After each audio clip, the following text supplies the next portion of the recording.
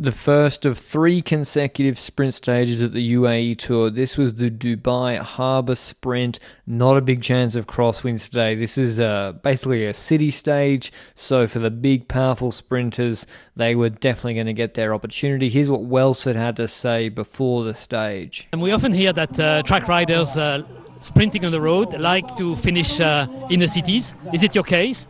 Yeah, I think we have a lot of horsepower from the track, and especially in these tight circuits. It's what we've grown up with, racing on the track in those tight areas, and being super fast is something we really like. So I think today will be a good day for us, but hopefully we can get stuck in and just get some clear room to open up the sprint.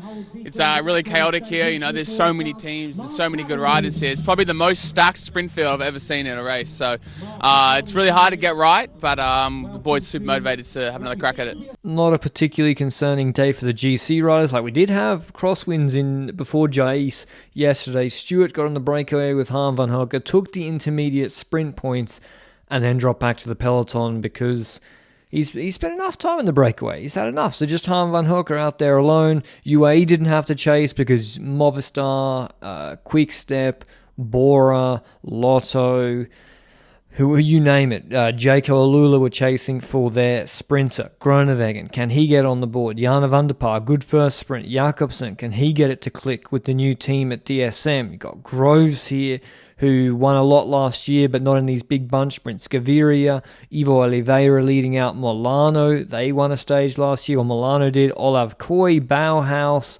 Cavendish as well. I'll try to find an image of him somewhere. Maybe it already happened.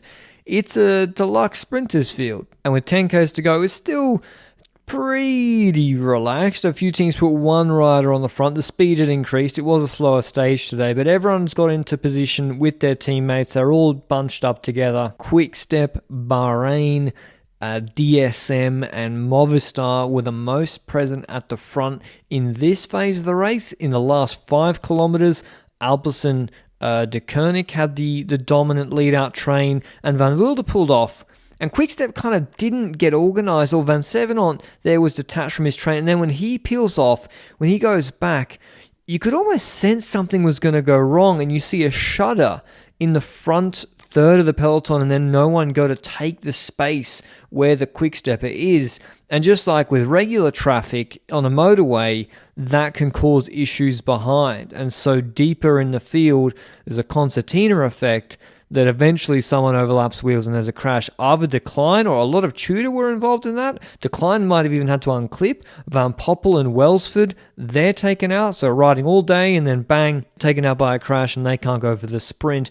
Alpecin De Koning then became the dominant train on the front. Kell O'Brien leading out in front of the Jaco train with Mezgec for Groenewegen. The crash had been under 3Ks to go, so the GC riders were okay, but here you see Quick-Step coming up with Merlier and later Visma Lab with Koy, because there's a right-hand corner coming up. And that right-hand corner, it seemed to be the riders on the left 50% of the peloton, and in the first, 20 wheels, but not right at the front, maybe 10 wheels deep.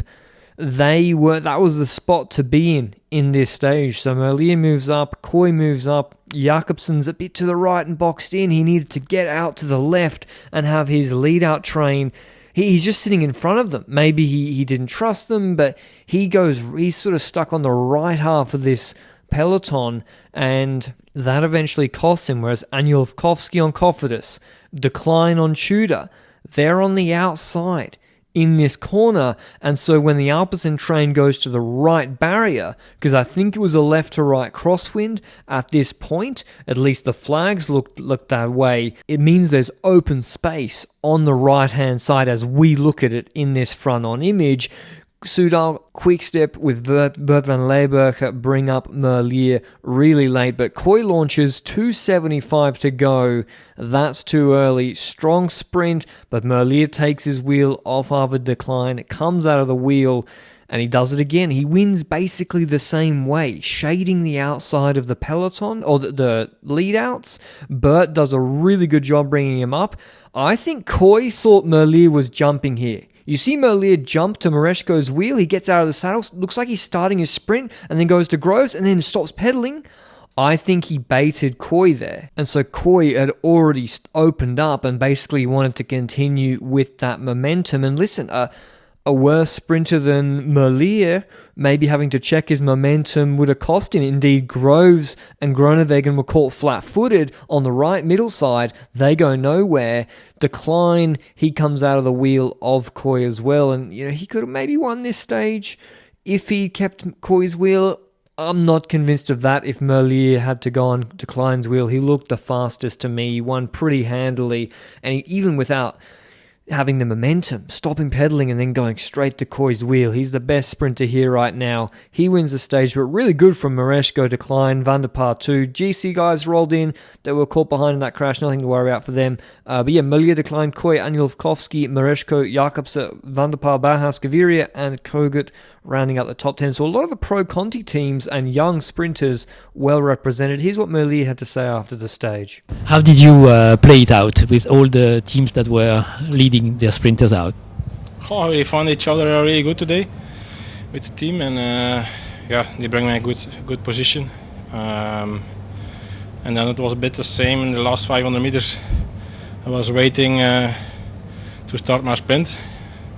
I want to go again a bit too early. Then I wait again, and then I saw Olaf on the left side goes, and I try to go on his wheel, and then when he's there, I passed him, and enough to win again. Tomorrow's another sprint. Maybe there's crosswinds in the desert, though. It's not all in the built-up city tomorrow. Hopefully, for our excitement, I'll see you with a recap of that sprint then. Ciao.